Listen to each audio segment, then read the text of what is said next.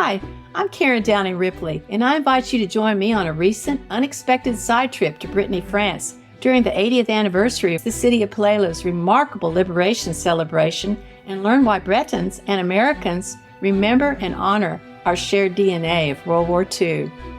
A last-minute decision to deliver my father's World War II documents to the city of Plélo, France, opened me up to an amazing experience that has truly changed my life. I ask that you join me so that you too can know and appreciate how we Americans are respected and revered because our ancestors fought to liberate the town of Plélo in August 1944.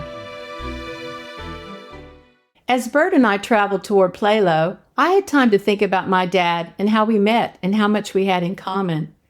When Dad and I first met at my great aunt's house in Ohio, I was an entitled West Virginia University sorority girl caught up in making grades, dating fraternity boys, and feeling special. Dad was a riverboat pilot and rough as a cob, as he would say.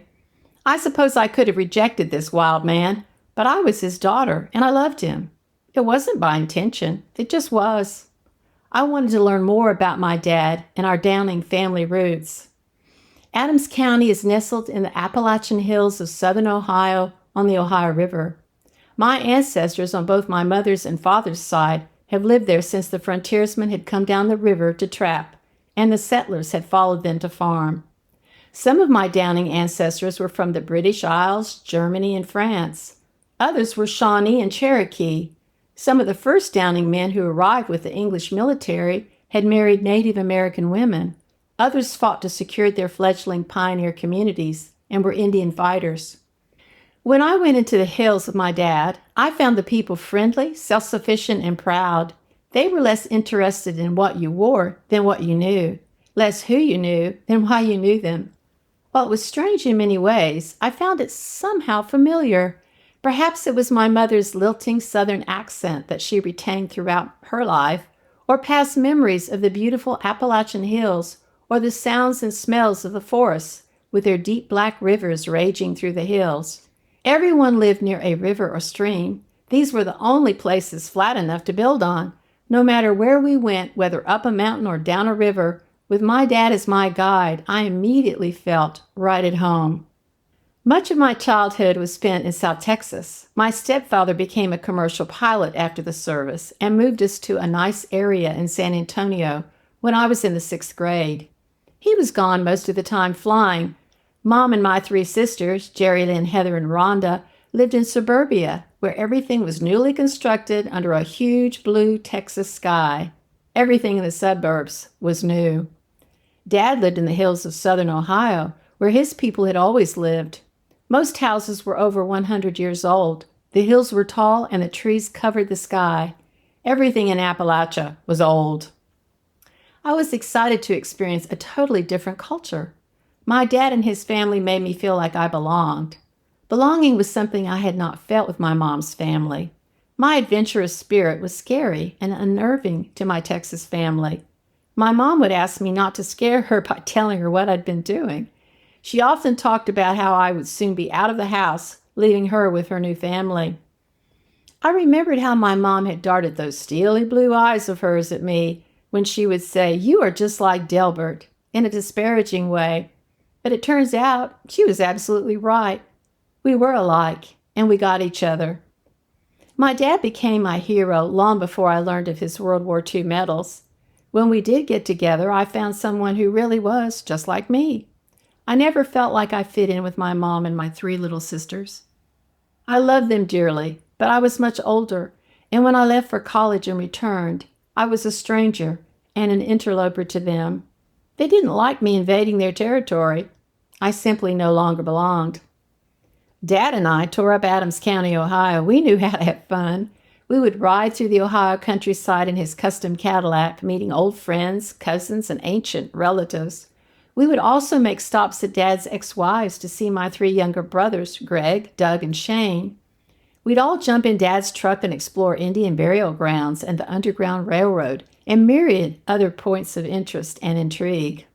One of Dad's favorite stops was at the VFW that is, to swap war stories and admire war hero photos on the wall.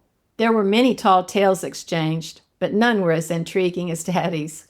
When he shared his stories, I often said, "Oh, Daddy, I wish I could have been there with you." And he would look in my eyes and say, "You were there, Karen Beth. You were there." My dad's words made me feel connected to him and his side of the family, even though I had not known him when I was a child. I felt as if we had always shared our lives together. After all, he always told me, "You were there." While I adored my father as an adult, I wondered if his stories weren't a bit embellished. After all, many of his tales were those I had seen in movies. I knew he had won medals and was a hero. He was always a hero to me, but it wasn't until I arrived in Plélo that I began to understand that Dad was not only a hero, but a survivor. The war may have spared him, but it had definitely taken its toll. Dad, like many veterans, and the loved ones they come home to, are forever shaped by the trauma they endured in war. And as their descendants, we share that DNA trauma. In sharing our oral tradition, we descendants not only learn more about what shaped our fathers and mothers in wartime, but how it shaped us in our communities, in civilization itself. As Burt and I continued to drive toward Brittany and the uncertainty of a town called Plélo, I had time to reminisce about meeting and getting to know my father. I had felt a wonderful sense of belonging when we traveled the back roads up in the hills and along the Ohio riverbanks. Brittany's quiet beauty on its colorful back roads began to feel familiar too. Perhaps like Appalachia, it's because Brittany enjoys its unique, undisturbed culture far from the bustling, conforming crowds of the big cities. Our family's history came alive with romantic tales by my father going all the way back to the first Downings' arrival in the 1600s. We explored the ruins where our frontiersmen, trappers, and Indian fighters had settled. We remembered our Cherokee and Shawnee ancestors who had married some of the first Downings. Dad and I discussed our ancestors from Indian warriors to Indian fighters. Daddy knew our history from soldiers in the Revolutionary and Civil Wars to his own service in World War II.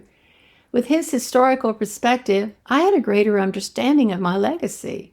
It was no wonder that Dad had served and survived World War II, and for the first time in my life, I knew where I came from and where I belonged.